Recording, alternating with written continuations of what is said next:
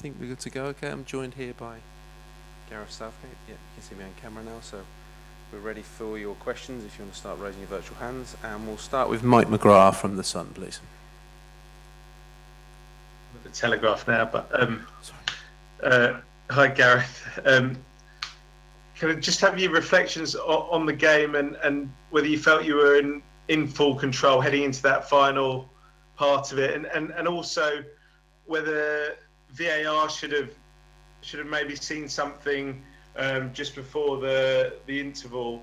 The pictures seem to show Carl Walker being pinched by an opponent.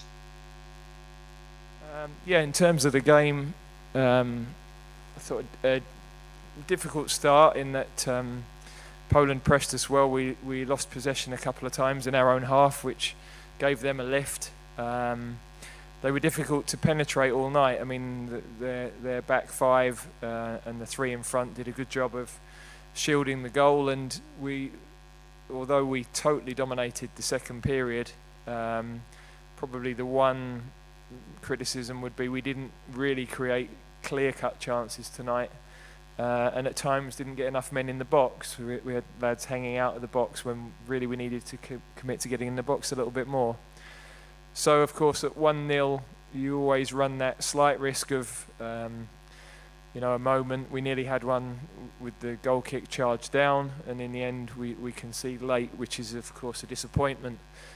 But across the 10 days the players have been together, they've been fantastic. We couldn't be sure what sort of reaction we would have after the summer, but we had a really positive one, and I think the two away games we've given in the main very mature performances. The half-time we're trying to find out exactly what happened, and when we know more then we'd let people know. Of course, yep, that is Mike McGrath from The Telegraph. It is Mark Irwin from The Sun who will go to next. Mark. Hi Gareth. Hello? Hi Gareth. Yes, hello. Hi, yes, sorry. I was just wondering, there's been a lot of talk about you not using any substitutes tonight while Poland used 5. Were you sort of not tempted to make changes in those last 10 minutes?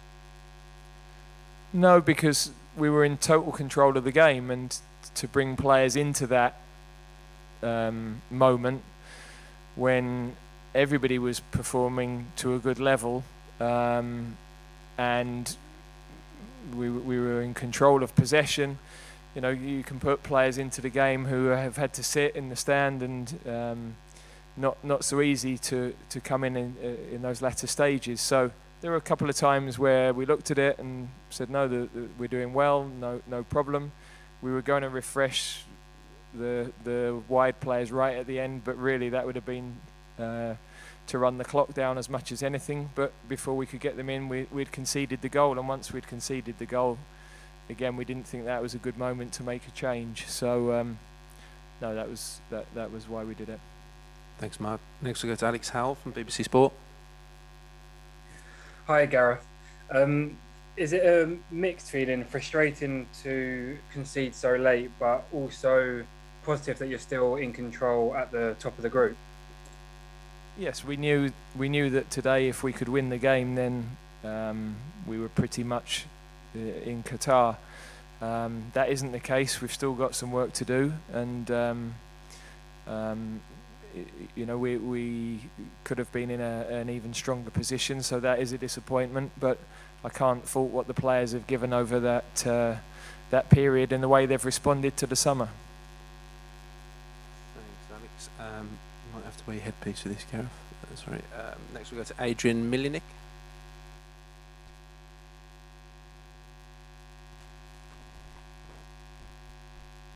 Adrian Milnick, are you there?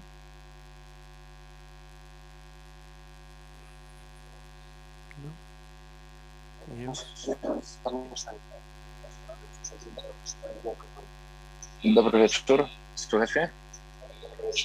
Dobry wieczór, Adrian Mielnik, TVN24. Good evening, coach. I would like to ask in Polish. Chciałem zapytać odnośnie meczu, czy polska reprezentacja zaskoczyła trenera dzisiejszą grą? Czy spodziewał się tak ciężkiego meczu? I także jakby ocenił naszego najlepszego napastnika na świecie, w Europie, Roberta Lewandowskiego, który wykonał tytaniczną pracę w dzisiejszym spotkaniu. Przypomnijmy, asystował do Damiana Szymańskiego, który właśnie zdobył bramkę na wyrównanie 1-1.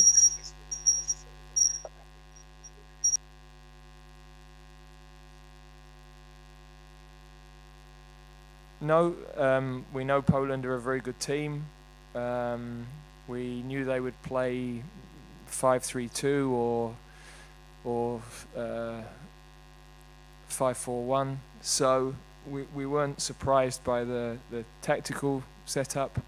We know they have some very good players, and we know that their forward players are capable of scoring goals. So, and we knew that the atmosphere here tonight, with it being such an important game, was going to be something that we had to deal with. So now I would say Poland are a good team. They showed that tonight, but it didn't surprise us.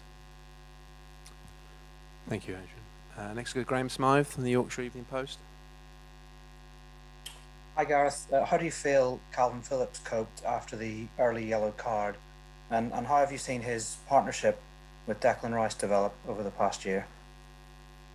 Yeah, he's been excellent. I thought the card was harsh, really, but although I need to see it back.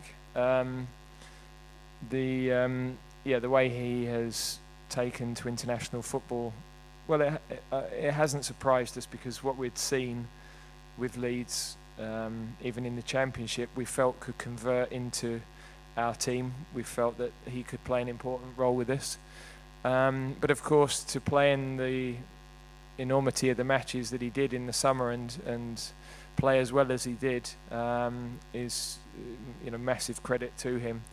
He's a very, very good player, and he's been a really important part of this. Where we're, I think, 16 games unbeaten now, and he's been a huge part of that. Thanks. We've got time for two more, starting with Martin Hardy.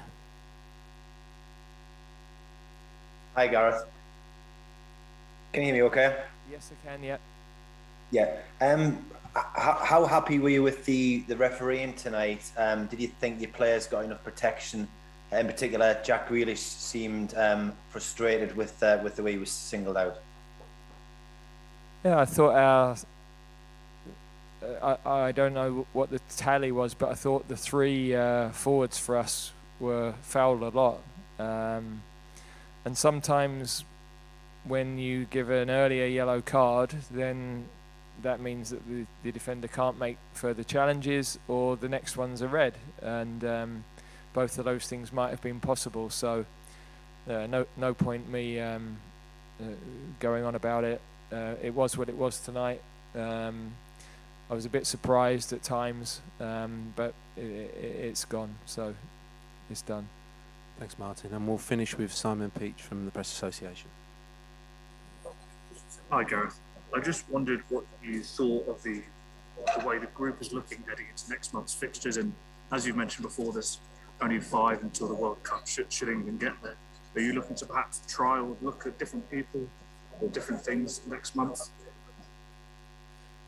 We've still got to qualify for a World Cup, and we have to respect that process first and foremost. So I think we've always taken that view that we've put a lot of young players into our squad over 3-4 years, the last 3 years especially. But you have to respect the matches as well, and you have to make sure that we get the balance of those two things right. So if we can do both, we'll definitely try and do that. Okay. We'll conclude it there. Thanks for your time. Thank you.